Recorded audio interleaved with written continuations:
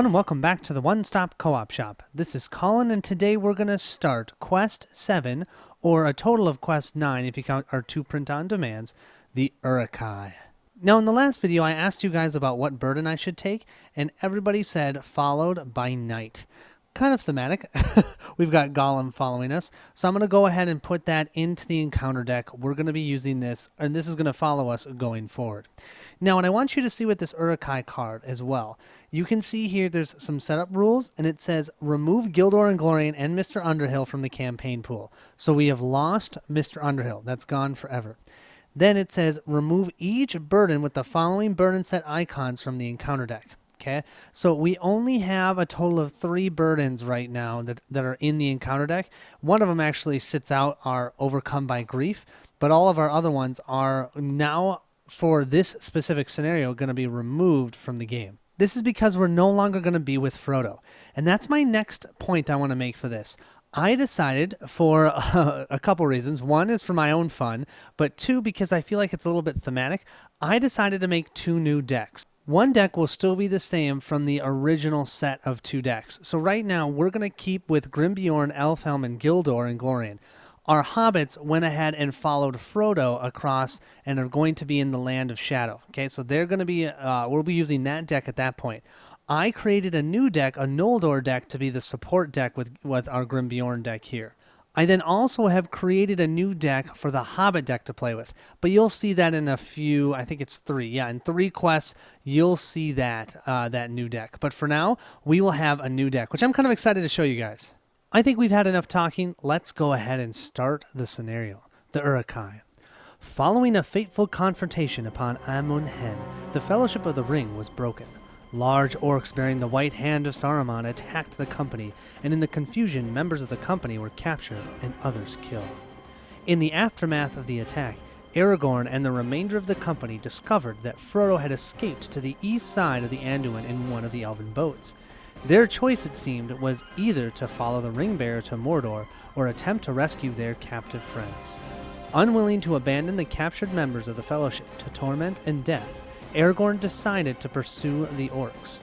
The trail made by the orc company was easy for the skilled ranger to follow, and it quickly became clear that the orcs were taking their captives to Isengard, the fortress of Saruman. The fate of the captives would be decided by a foot race across the plains of Rohan. The orcs that attacked the Fellowship at Amun-Hen captured several members of the company and are carrying them to Isengard. Aragorn and his companions decide to chase the Uruk-Hai in an effort to rescue their friends. With hope or without hope, we will follow the trail of our enemies, and woe to them if we prove the swifter. We have here, for setup, it says, make Eastonmet the active location. Add Ugluk and to Isengard to the staging area. Each player chooses one non-ring hero he controls to be captive, and places it face up underneath the 2 Isengard. We also need to set the pursuit value to 10, and I'll show you what that is in a second. Here we have our Eastmet. So this is our active location. It is not in the staging area. I'm just showing it to you here. So this says, while Eastmet is the active location, it gains. After Eastmet is explored, add 1 resource to each hero's resource pool. Yeah, they're going to kind of help us out with resources because we're only going to start with 2 heroes each. Ugluk over here, he has 5 attack, 3 threat. His toughness level is 3. He cannot have attachments. Allies cannot be declared as an attacker or defenders against Ugluk. Ugh. Here we have to Isengard. So this says, treat each captive's text box as blank.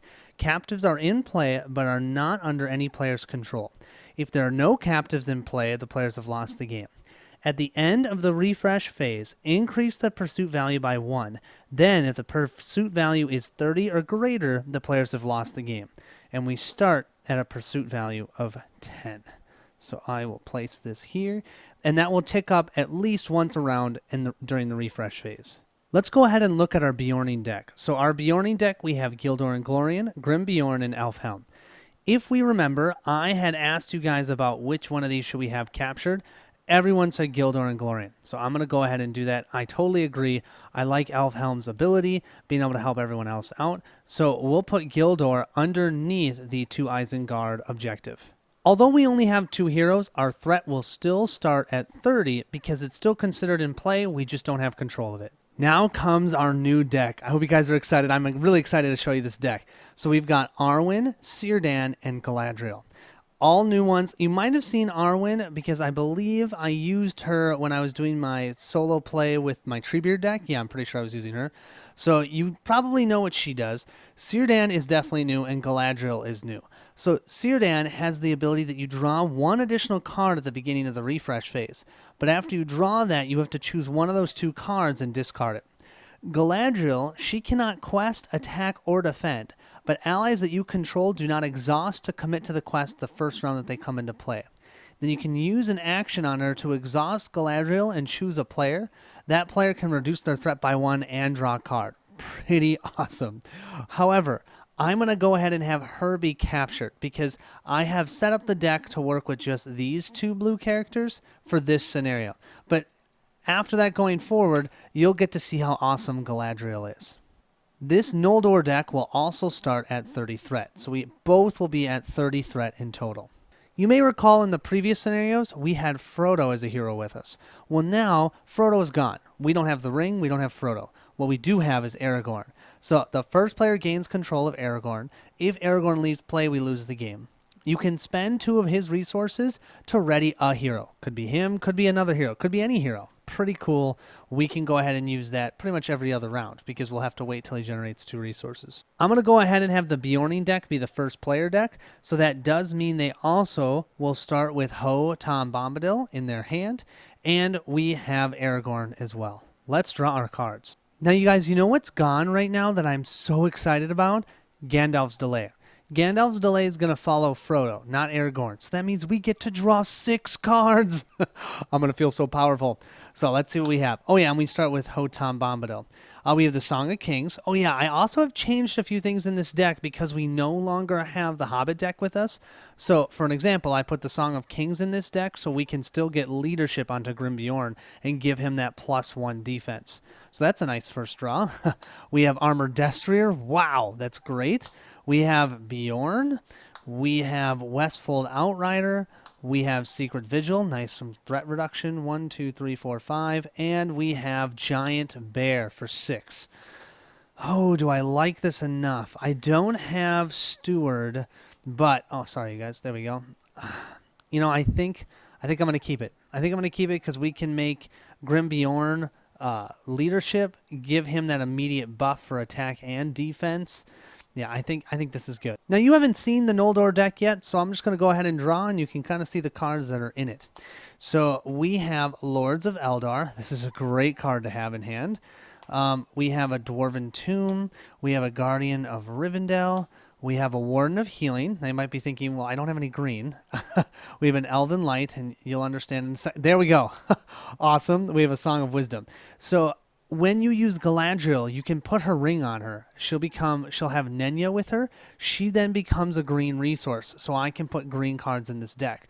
But since she's captured right now, I replace Nenya with the Song of Wisdom. So that way we can make one of our heroes green, so we can play cards like the Warden of Healing, because we're going to need it, because archery is a big thing in this scenario. So I like this. I like this hand. I've got a Warden of Healing. I've got Elven Light, which is absolutely key with Arwen.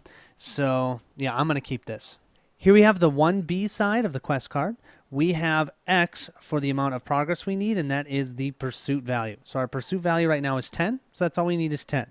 That's not going to happen. Ugluk cannot leave the staging area or take damage. So right now, Ugluk, we can't do anything to him. He's just going to sit out there in the staging area, adding 3 threat. Forced. At the end of the combat phase, increase the pursuit value by 1 for each enemy in the staging area. So we're going to need to get those enemies out of the staging area. Otherwise, we're going to be hitting the pursuit value. And we always will have to keep Ugluk. So that means the pursuit value will be increasing by 2 each round. Yeah, I might have to replay this one. We'll see. Let's see what we can do. We'll go ahead and move to the resource phase. We have generated resources, and then let's go ahead and draw cards. We have a Test of Will and Bulwark of the West. Well, you guys, typical me, I already forgot Círdan's ability. I should have drawn 2 cards and kept 1. So we'll do that when we get back over to that deck. But let's do the Grimbjorn deck first.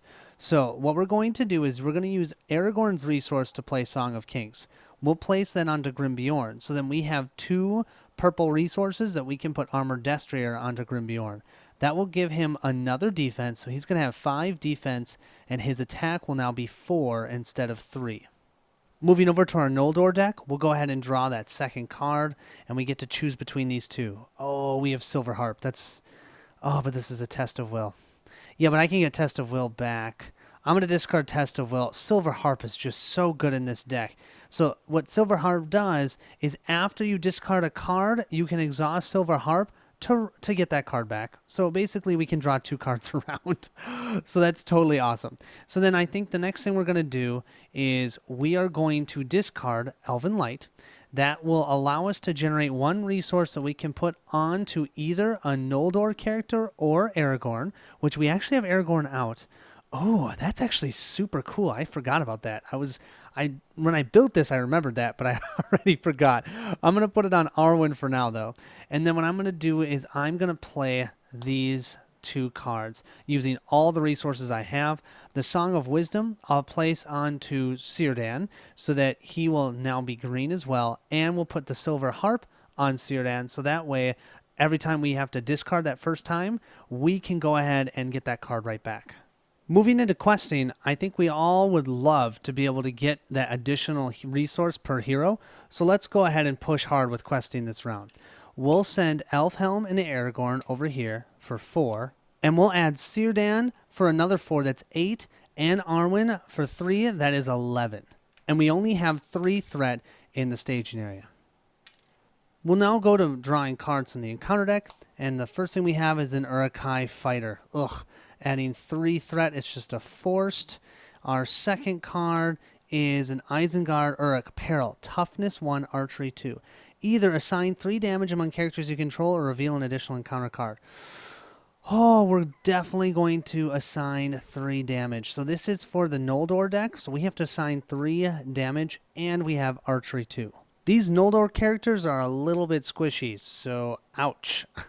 2 out of the 4 for Círdan and 1 here out of the 3 for Arwen. We quested for 11, 10, 9, 8, 7, 6, 5, 4, 3. So we got a total of 3 progress.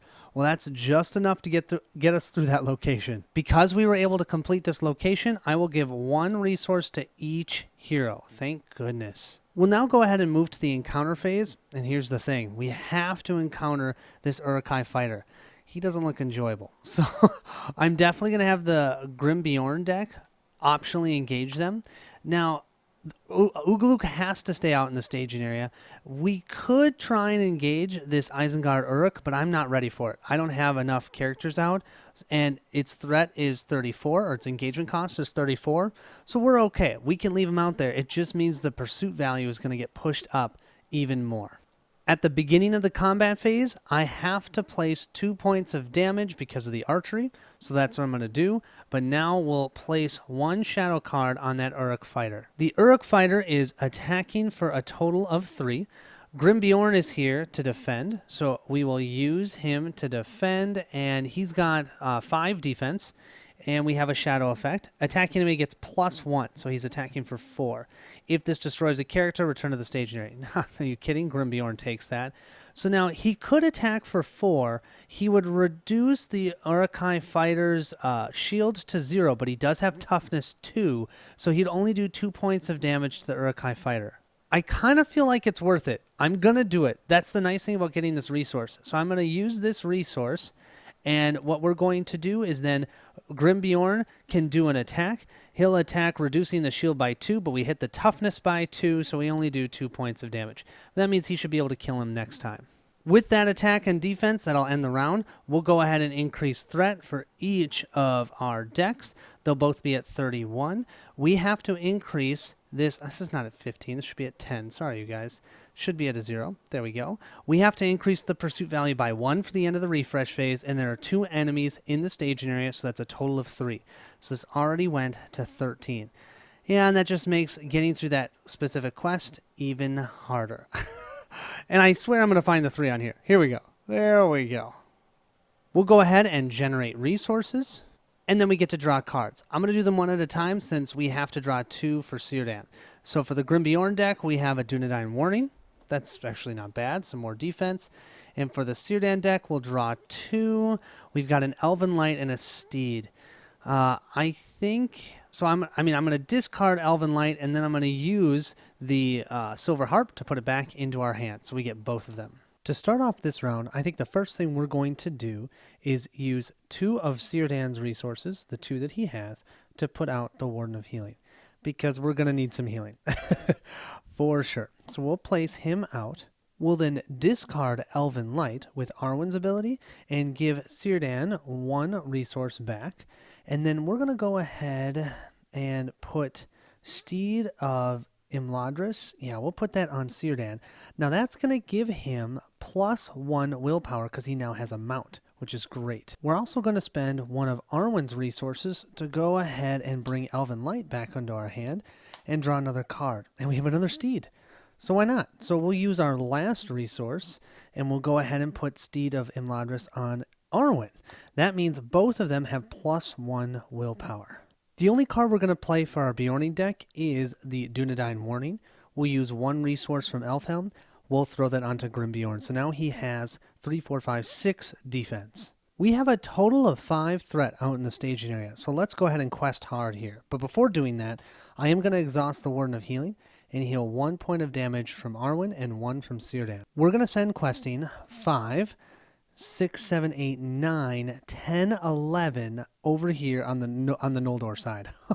11 with only 3 characters. We'll add 2 more with Elfhelm, so that's a total of 13 compared to the 5 in the staging area. Our first card to be revealed will be for our Noldor deck, and we have the Wold. So this says, while it's the active location, okay, you have to increase the pursuit value by 1 to go there. That just adds 2 threat, and then we have an enchantment. When revealed, each character committed to the quest gets -1 willpower until the end of the round. Oh, so we committed 1, 2, 3, 4 characters, so we just reduced our questing from 13 down to 9.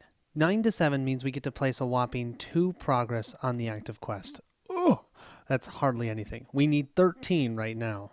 Now, I think we have to do it during the travel phase. We need to move to the Wold, but that means the pursuit value goes from 13 up to 14. And we all know it's just going to keep getting pushed up because of enemies in the staging area and at the end of each round. Great. During the encounter phase, I do think we're going to go ahead and engage this Isengard Uruk. We're going to have the Bjorning deck do that because at least we could defend against him. We might not be able to kill him, but it's going to get him out of that staging area. That means at the beginning of the combat phase, we'll move from 14 over to 15 for our progress. They are just running away. They're halfway there. At 30, I lose this game. We still have 2 archery, so I'm going to go ahead and place both archery onto Arwen and Círdan, just like last time. We'll now go ahead and place shadow cards. We will have this Uruk-Hai fighter attack first. We'll use Grimbjorn. We'll then exhaust his Armored Destrier. That will allow us to discard this shadow card without it happening. Great. But we do have to see what this one is. Nope, no shadow. He's attacking for 3. He's got 6 defense, so he laughs at him. We'll use his 1 resource. He will then attack for 4, reducing armor by 2. He still has toughness 2, so we do 2 points of damage to him. We do kill him. Oh, that feels good. And Grimbjorn is ready. He'll attack for 3. He'll go at, let me think about this. You guys, I'm going to be super risky here, but you got to be risky to win this game. I'm going to take this attack undefended. That's going to put 3 total damage onto Grimbjorn, but I do have a Warden of Healing. I'm doing that because then what I'm going to do is I'm going to actually do an action on Aragorn. I'm going to spend his 2 resources and we can ready a hero. So I'm going to ready Elfhelm. Because now what we can do during the attack phase, we can attack for 4, plus 2 is 6. It's going to hit his toughness for 1, that's 5 damage, 1 shield, and 4 health. He's gone, and archery's gone. That's why I wanted to do that. We can get rid of archery. It's worth it, hopefully. But that means the Warden's going to need to heal Grimbjorn pretty much every round for a while. Let's move to the refresh phase. I just want to do this so I don't forget. We're going to move up to 16 for our pursuit value. We have generated resources, moved Aragon over to the Bjorning deck. Oh, I almost forgot. We each have to increase our threat. So we're both going to be at 32. The other one, I'll move it to 32. And we'll each draw a card. Oh, yes, Steward of Gondor and the Protector of Lorien. Sweet. For the Bjorning deck, we're going to go ahead and just play Steward of Gondor. We're going to play that on Grim Bjorn and immediately exhaust it, so we now have 3 of the tactics resources. That's all we're going to do for now. For the Noldor side, I think the first thing we're going to do is discard Elven Light to generate another Círdan resource, which could be green or blue. Then what we're going to do is spend 1 of Arwen's resources to get that Elven Light back, and we'll go ahead and draw a card. And we have Galadriel's Handmaiden. Great. Look at that. More willpower, and it allows us to reduce threat, which I like. Although it would be great to play Galadriel's Handmaiden, I think I'm going to utilize the cards in my hand right now. I've got some good cards I can discard, so let's go ahead and put the Protector here onto Círdan. And then what we can do is, after revealing all the encounter cards, we can decide if we want to use his action to give us +1 willpower, up to 3 times. So we can add 3 more progress if we feel like we need to. I kind of like that. Moving to questing, I think it makes perfect sense to send both Elfhelm and Aragorn. That's a total of 4 willpower. We're going to exhaust our Warden of Healing to go ahead and heal 1 damage from Grimbjorn the Old and 1 damage from Círdan. So we've got those done. So that means Grimbjorn only has 2 points of damage on him. Then we're going to send Arwen for 4, and we'll send Círdan for 5. That'll put us at a total of 13 willpower, just like before, but we're also going to exhaust our mount. This says, after the attached hero commits to a quest, discard a card from your hand to place 2 progress on the active location. Don't mind if I do. I'm going to go ahead and discard Elven Light, because I have that second one in my hand. We're going to place 2 progress and actually complete the active location. We can see here, it says, after the wood is explored, each player draws 1 card. So we'll each grab a card, flip them over. We've got a sneak attack and a test of will. Nice. That could come into handy. Right now we're questing for 13 compared to the 3 in the staging area. I like it. We'll flip our first card. This is for the Bjorning deck. And we just have a location. We know this location. We have to increase the pursuit value to travel there. If we do explore it, though, we get to add 1 resource to each hero's resource pool. That'll be super sweet. So that's 2 threat. And this is for the Noldor deck. Peril, Archery 1. Of course there's Archery. And it says, when revealed, discard 1 card from your hand. Saga gets plus X threat until the end of the round, where X is the discarded card's printed cost. Ugh, okay. So we'll grab this. Do we want to cancel that? We could, and we could push hard, because I can cancel. You know what? Let's do it. I've got my test of will right here. Let's cancel it. We've got Círdan's resource. We can cancel the when revealed effect on a card. We cannot cancel this card itself, but I don't want to be increasing threat. He only adds 1 threat. So we just only added 3 threat. We can get a good push here. We have a total of 6 threat out in the staging area. Now I'm going to discard the Lords of Eldar, okay, because this card can only be played from my discard pile anyways. So I'm going to discard that to add +1 willpower. So we actually quested for 14. Thank you, Protector of Lorien. This means we get to place a total of 8 progress onto the active quest card. That moves us to 10. We're only 6 away. Now it's going to be 8 away at the end of this round, but I'm feeling like we can start catching up here. And you know what? It's actually going to be more, because we're going to have to travel here. I want to get this threat out of the staging area. That's going to increase the pursuit value up to 17. So we're going to go from 16 to 17 to be able to travel to the East Met. I still think it's worth it, though. And then let's most definitely optionally engage this Saga from our Bjorning deck, because he can take care of him. He doesn't even have any toughness, so Grimbjorn will be able to take him out no problem. We'll go ahead and place 1 point of damage on Elfhelm for the archery, and then we'll grab a card for our shadow effect. We'll use Grimbjorn as our defender, and we have no shadow effect. He's attacking for 3. Grimbjorn has 6 defense. Now let me think about this for a second. I think we're not going to use any of his resources. Instead, we're going to go ahead and use his Armored Destrier to have him ready. He will then just attack for 4 during the second part of the combat phase. That's 3 with 1 armor. He takes this guy out, no problem. The reason I wanted to do that is I wanted to keep these resources because I might be able to put out some better cards in my hand now that I can actually start generating some tactics resources. At the end of the round, we need to increase the pursuit value by 1. That'd go to 18, but I did forget during the combat phase to increase it by 1 because there is an enemy out in the staging area. So we're at a total of 19. They only need 11 more, you guys, and we've lost the game. We'll also increase our threats up to 33 for each of us. We have moved Aragorn. We have already generated resources. Let's go ahead and have each player draw a card. And we have Glorfindel and the Bjorning Skin Changer. Great. For the Noldor deck this round, I think the only thing we're going to do is discard Glorfindel. Now you might be going, why am I discarding him? His ability is Glorfindel can be played from your discard pile. How cool is that? Yeah, I have to pay 5 blue resources to do it. But I'll go ahead and discard him to get another resource here on Círdan. And then if we get through the Eastmet, we'll have enough to bring him out next round. So I'm actually going to hold on doing anything else with them. Over here on the Bjorning side, since we have a total of 6 tactics resources, yeah, that's pretty awesome, we're going to go ahead and play our Bjorning Skin Changer. Because we're going to be able to change him into either a giant bear or Bjorn during combat. I don't know which I'm going to do. Kind of love that I have that choice. Moving to questing, first thing we'll do is exhaust our Warden of Healing to heal 1 from Grim Bjorn and 1 from Elfhelm, because yeah, we don't want them to die. Then we're going to quest with everybody, so that's going to be 2 plus 4, which is 6, plus 5, which is 11, and then we are going to exhaust one of these and discard this Guardian of the Rivendell. I like him, but I don't really need defense right now. That's going to let me place 2 progress onto the active location. Unfortunately, Eastmet needs 3 to be able to be completed, so that's okay. We only will need 1 then to get through it. We'll add our usual 2 from Elfhelm, but we'll also add 1 from Bjorning Skin Changer. That puts us to 14 compared to 3 out in the staging area. Our first card that will be revealed will be for our Noldor deck, and we have our Uruk-Hai Fighter. Well, we know that one. Toughness 2 is just rough. And that's 3 threat out in the staging area. And then this one is for the Bjorning deck, and we have another Eastmet. Okay, that's not bad. That's only 5 total threat. We have a total of 8 threat in the staging area. Compared to our 14, we get to place 6 progress.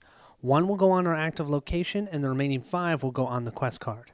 The 5 here is great. We're at 15, but we needed 19, so we're still not there. And even if I discarded the 2 cards in my hand with the Protector of Lorien, we still wouldn't get there. So I'm going to keep those 2 cards in my hand because I kind of like them. But we do have Eastmet here. We get to now place 1 resource on each hero's resource pool since we just traveled through there. And I guess we might as well do it during the travel phase. We'll move to the next Eastmet, because it's really nice actually to get those extra resources. But we're now at 20 total pursuit value. 10 more, you guys, and we lose. We are very definitely going to engage this Uruk-Hai Fighter. That does mean that we have to increase the value of the pursuit to 21. That means at the end of this round, we're going to be at 22. Whew. It's going to be interesting to see if we can do this. During combat, I do think we're going to do our combat action here, discard our Bjorning Skin Changer. We're going to put out the Giant Bear. He has a better attack, actually, than than Bjorn. Normally, Bjorn can get that +5, but then I have to shuffle him back into the deck. He will be at a 4 attack. Now, his ability is we can ready him as an action, but when we do that, at the end of that specific phase, he gets shuffled back into our deck. Let's go ahead and grab a shadow card. The Uruk-Hai Fighter will be attacking for 3. Grim Bjorn will be defending. We'll then use Armored Destrier to ready him, and we'll spend the resource so he can attack. Let's see what we get. We get no shadow effect. He attacks for 3. He's got 6 defense. He then attacks for 4, negates the 2 armor, but we do have toughness 2, so he only takes 2 points of damage. But with Armored Destrier, Grim Bjorn the Old is ready. Okay, so then during the combat, we have 4 plus 4 is 8. 8 minus toughness of 2 is 6. Minus 2 here is 4. That's still enough to take him out. Yeah, these guys are not lasting long, at least. We have now moved ourselves up to 22 for our pursuit value. We have 34 as our threat for both of our decks. Yeah, I maybe should have kept one of those Uruk-Hai around because I do have a Secret Vigil in my hand. But I can't put that on Ugaluk. He cannot have attachments. So I might want to leave one of those out if I can. We have refreshed all of our characters. We have drawn our cards. And we have another Bjorning Skin Changer and a Galadriel Handmaiden. This is going to get fun.